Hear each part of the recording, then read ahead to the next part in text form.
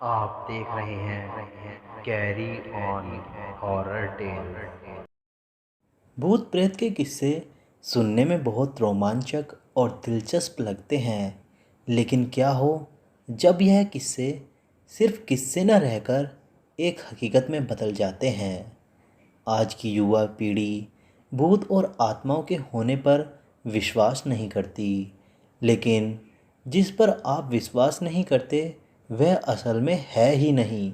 यह तो संभव नहीं है। आज हम ऐसे भूतिया स्थान के बारे में आपको परिचित कराने जा रहे हैं जिसके बारे में कहा जाता है इसका निर्माण स्वयं एक आत्मा ने किया था। जोधपुर में स्थित बावड़ियों के किस्से स्थानीय लोगों में बहुत मशहूर हैं। यहाँ पानी के कई बावड़ियाँ हैं, जिनमें से एक के बारे में कहा जाता है कि उसे भूत ने बनवाया था और माना जाता है उस पर आत्मा का पहरा रहता है। जोधपुर से लगभग 90 किलोमीटर दूर स्थित रठासी नाम का एक ऐतिहासिक गांव, मारवाड़ के इतिहास पर नज़र डालें तो यह ज्ञात होता है कि जब जोधपुर में रहने वाले राजपूतों की चंपावत शाखा का विभाजन हुआ तो उनमें से अलग हुए एक दल ने कापड़ा गांव में रहना शुरू किया। लेकिन इस स्थान पर रहने वाले यहाँ राजपूत राजकुमारों ने गांव में साधना करने वाले साधु महात्माओं को परेशान करना शुरू कर दिया। उन राजकुमारों से क्रोधित होकर साधुओं ने उन्हें श्राप दे दिया कि ये उनके आने वाली पीढ़ी इस गांव में नहीं रह पाएगी। साधुओं के श्राप की बात जब राजकुमार ने अपने घर में बताई तो सभी भयभीत हो गए और उस गांव को छोड़कर चले गए। इस गांव को छोड़कर वह जिस गांव में रहने के लिए गए उस गांव का नाम है रठासी गांव। यह जोधपुर से लगभग 90 किलोमीटर दूरी पर स्थित एक ऐतिहासिक गांव है।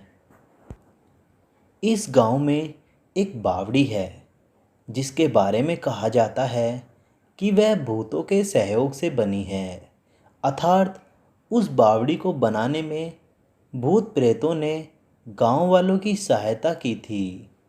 ठाकुर जयसिंह के महल में स्थित इस बावड़ी को देखने के लिए लोग दूर दूर से आते हैं।